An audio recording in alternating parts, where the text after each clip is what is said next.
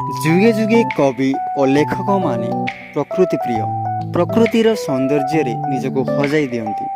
ସାହିତ୍ୟର ବିଭିନ୍ନ ଦିଗକୁ ତର୍ଜମା କଲାବେଳେ ପ୍ରଥମେ ଆସେ ପ୍ରକୃତିର ରୂପର ବର୍ଣ୍ଣନା।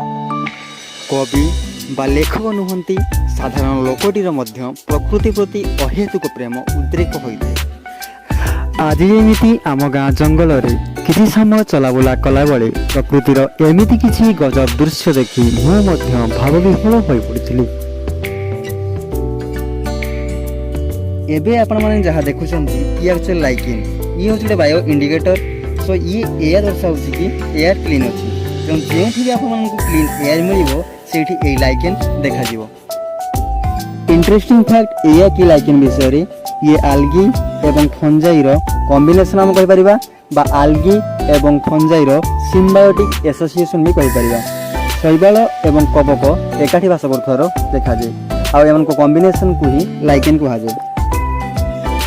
ଆଲଗି ଏମାନେ ନିଜ ଖାଦ୍ୟ ନିଜେ ପ୍ରସ୍ତୁତ କରିପାରନ୍ତି ଆଲୋକଶୋଷ ମାଧ୍ୟମରେ, ଯାହାକୁ ଆମେ ଫଟୋସିନ୍ଥେସିସ୍ ମଧ୍ୟ କହିଥାଉ।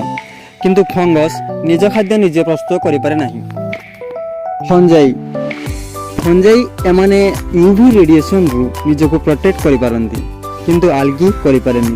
ଯେତେବେଳେ ଆଲଗି ଏବଂ ଫଞ୍ଜାଇ ଉଭୟ ମିଶିଯାଆନ୍ତି, ତାଙ୍କ ରିଲେସନସିପ୍କୁ ଆମେ ସିମ୍ବାୟୋଟିକ୍ ରିଲେସନସିପ୍ ମଧ୍ୟ କହିଥାଉ। ସେତେବେଳେ ୟୁଭି ରେଡ଼ିଏସନ୍ରୁ ସେ ଆଲଗିକୁ ପ୍ରୋଟେକ୍ଟ କରିଥାଏ। ଫଙ୍ଗସ୍ ଆଲଗିକୁ ସେଲ୍ଟର ପ୍ରୋଭାଇଡ଼ କରେ, ମାନେ ରହିବା ପାଇଁ ଘର ଦେଇଥାଏ।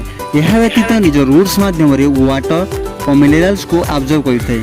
ଆଉ ଏ ଯେଉଁ ଆଲଗି ଅଛି, ଇଏ ୱାଟର ମିନେରାଲ୍ସକୁ ୟୁଜ୍ କରି ଫଟୋସିନ୍ଥେସିସ୍ ବା ଆଲୋକଶୋଷଣ ପ୍ରକ୍ରିୟା ଯାହାକୁ ଆମେ କହୁ, ତା ମାଧ୍ୟମରେ ଖାଦ୍ୟ ପ୍ରସ୍ତୁତ କରିଥାଏ ଏବଂ ଯେଉଁ ଖାଦ୍ୟ ପ୍ରସ୍ତୁତ ହୁଏ ତାକୁ ସେ ସେୟାର କରେ ଫଙ୍ଗସ୍ ସାଥିରେ।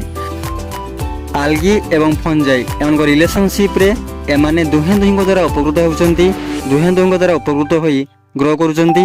ସେମାନେ କେହି କାହାର କ୍ଷତି କରୁନାହାନ୍ତି। ତେଣୁ ସେମାନଙ୍କଠାରୁ ଆମକୁ ଏହା ଶିକ୍ଷା ମିଳିଲା କି ଆମେ ଆମ ଜୀବନରେ ବି ଯଦି ଆମେ ସିମ୍ବାୟୋଟିକ୍ ରିଲେସନସିପ୍ ନ ରଖିବା ତାହେଲେ ଆମେ ଥ୍ରାଇଭ୍ କରିପାରିବାନି as a human species. So everything in nature is giving us a message.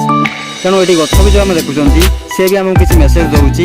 ସେ ବି ଏଠି ଏକୁଟିଆ ବଞ୍ଚୁନି, ସେ ଆମକୁ କ'ଣ ଦେଉଛି? ଅକ୍ସିଜେନ୍ ଦେଉଛି। ତା ପ୍ରତିବଦଳରେ ଆମେ ତାକୁ କାର୍ବନ ଡାଇଅକ୍ସାଇଡ୍ ଦେଉଛନ୍ତି। So this is symbiotic relationship. ତେଣୁ ଆମ ଜୀବନରେ ବି ଆମେ ଏଇ ଆଲଗି ଏବଂ ଫଞ୍ଜାଇମାନଙ୍କ ପରି କେଉଁ କାହାର କ୍ଷତି ନ କରି ବରଂ ଉଭୟଙ୍କୁ ସାହାଯ୍ୟ କରି ସିମ୍ବାୟୋଟିକ୍ ରିଲେସନସିପ୍ ରଖି ଆଗକୁ ଗ୍ରୋ କରିବା ଏଇ ଭିଡ଼ିଓର ମହତ୍ ଉଦ୍ଦେଶ୍ୟ।